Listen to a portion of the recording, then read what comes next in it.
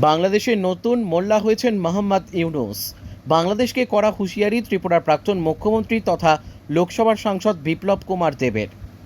বুধবার পশ্চিম ত্রিপুরা জেলা প্রশাসনের উদ্যোগে সংসদ সড়ক নিরাপত্তা কমিটির বৈঠক অনুষ্ঠিত হয় আগরতলা স্টেট গেস্ট হাউসে। বৈঠকে সভাপতিত্ব করেন ত্রিপুরার প্রাক্তন মুখ্যমন্ত্রী তথা পশ্চিম ত্রিপুরা লোকসভার সাংসদ বিপ্লব কুমার দেব। তাছাড়া উপস্থিত ছিলেন আগরতলা পৌর নিগমের মেয়র দীপক মজুমদার, পশ্চিম ত্রিপুরা জেলাশাসক ডক্টর বিশাল কুমার সহ অন্যান্যরা। প্রসঙ্গত, প্রতি 3 মাস অন্তর অন্তর এই কমিটির বৈঠক অনুষ্ঠিত হয়ে থাকে। এই বৈঠকে মূলত ত্রিপুরায় যান দুর্ঘটনায় মৃত্যুর হার কমানোর জন্য নির্দিষ্ট লক্ষ্যমাত্রা সহ জেলার জন্য সড়ক নিরাপত্তা কর্মপরিকল্পনা তৈরি ও বাস্তবায়ন করা, সড়ক দুর্ঘটনার কারণ চিহ্নিতকরণ ও অধ্যয়ন করা, সড়ক নিরাপত্তা মান বাস্তবায়ন নিশ্চিত করা ইত্যাদি বিষয়ে আলোচনা হয়।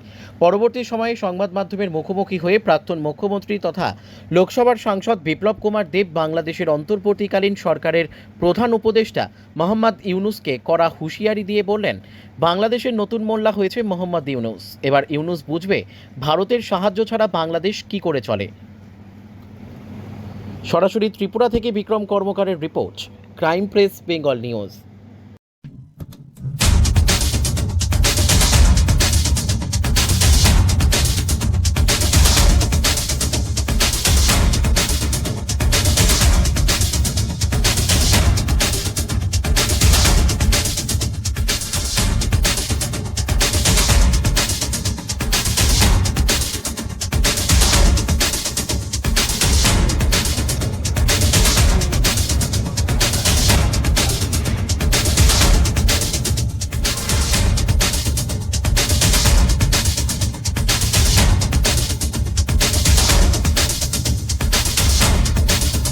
तांत्रिक सरकार तो है नहीं, तो उसके ऊपर ये अंतरिम सरकार है, इमरजेंसी सरकार।